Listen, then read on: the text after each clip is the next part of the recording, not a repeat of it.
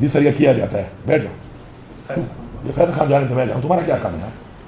جب میں نے بیسٹ لایا ہوا ہے, بس غلامی سوچ ہے تمہاری, آ گیا تو پتہ نہیں بات تم کیا سمجھ گئے ہوگے, بس بھاگو فوراً.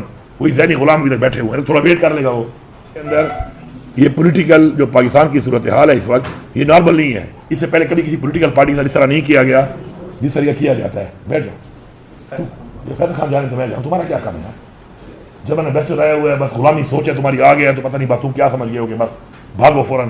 وہی ذہنی غلام ادھر بیٹھے ہوئے ہیں, تھوڑا ویٹ کر لے گا. وہ تو اس میں جو ہے, جو آپ کہہ رہے ہیں کہ جی ہماری تحریک, تو یہ کوئی عام تحریک نہیں ہے.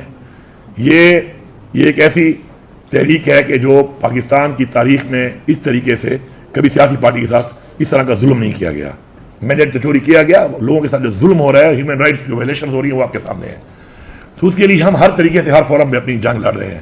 جہاں پہ ہم اسمبلی میں موجود ہیں وہاں پہ اسمبلی اس حساب سے لڑ رہے ہیں, جہاں ہماری حکومت ہے اس حساب سے لڑ رہے ہیں.